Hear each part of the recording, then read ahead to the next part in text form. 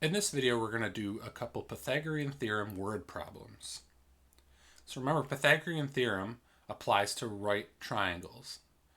So hopefully all of these problems will somehow have a right triangle in it. So this first one here says, if you place a 34-foot ladder against the top of a 30-foot building, how many feet will the bottom of the ladder be from the bottom of the building? So let's sketch this out here. So here I have the building. Let's put some lines to show that it's like a brick building, I guess. Very fancy art here. And it says we're leaning a ladder up against the building. It's a very long ladder. It's a 34-foot ladder. And it says the building is 30 feet. Now, if this was built correctly, this building would form a right angle with the ground that connects to this ladder to the roof. And what we're doing here is we're looking for this side. We're looking for the length of this side, the distance between the right angle and the bottom of the ladder. Now remember, I just sketched this, so it's not drawn to scale. This number is going to be a number lower than 34, but it could be a low number like 2 or 3, or it could be a high number, we know it's not going to be higher than 34. So we're going to write out the formula, a squared plus b squared equals c squared. C is 34. It has to be the one across from the right angle. And then these could be a and b. So I'm going to say this one's 30. And I'm going to say we don't have b in this problem, but c is 34. 30 squared is 900.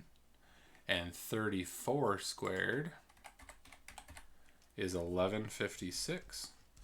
We still don't have b squared. Now if we subtract 900 from both sides of the equation to get the b squared all by itself, we're going to get b squared equals 256. And to get b all by itself, we're going to square root the b squared and square root the 256, and b equals 16 feet. So this missing side is 16 feet. Remember I said this isn't drawn to scale. This is clearly larger than 16 feet compared to the rest of the numbers. Let's do another example. This one says a certain television is advertised as a 34-inch TV. You measure TVs by diagonal. So here I have a TV, and it's measured as a 34-inch TV. So this distance right here is 34 inches. I think all TVs are measured using the diagonal. So this is not different than the real world. This is a 34-inch TV. The width of the TV is 30 inches. So that means that both of those numbers are 30. And they want to know the height of the TV. They want to know this number. Or they want to know this number, right? It's a rectangle. So it doesn't matter. These two are the same. And hopefully the corners of this are all right angles. So I just need to pick one of these two triangles. We have two triangles here. I just have to pick one and use it. They're the same triangle, so it doesn't really matter which one I use. So I'm going to use this one here. I have C. I have the hypotenuse of this triangle. And I have A. 30 squared is 900. And 34 squared we just found out to be 1156. Subtract 900, b squared equals 256, b equals 16 inches. So this TV is 16 inches tall. So interesting about that problem, it was the same exact numbers, but different setup because it's a rectangle instead of a triangle. That's why I showed it to you. We have one more example. This one does not have 30 and 34 again. This one says you start driving north for 9 miles, turn right, and drive east for another 40 miles. At the end of driving, what is your straight line distance from your starting point?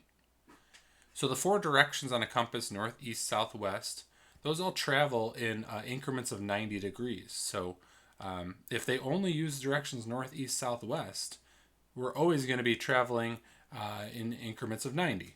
So when I draw this picture, we will end up forming a right angle, which will hopefully end up forming a right triangle as well. So it says I'm going to drive north 9 miles.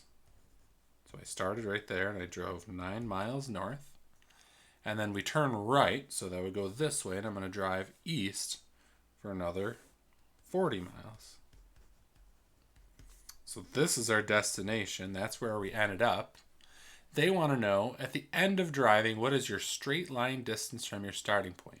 And what that means is how far is the starting point to the ending point directly?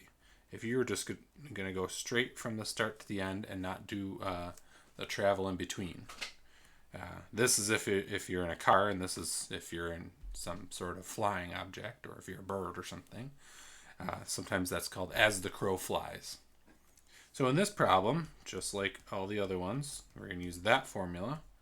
But this one we're missing C. We're missing the longest side, right? So 9 I'm going to say is A, and 40 I'm going to say is B. And we're missing C. So 9 squared is 81. 40 squared is 1600. These two numbers, I can add them. They add up to 1681. And the square root of 1681, I believe, is 41. Let me double check that. Yes, it is. The square root of 1681 is equal to 41 miles. So the distance directly there is 41 miles. Interesting. By going north 9 and over east 40, this person traveled 49 miles. But if they were somehow able to go directly to their destination, they would have only traveled 41 miles, which would have saved them, 8 miles. So that's how to do Pythagorean theorem word problems. Thank you. See you next time.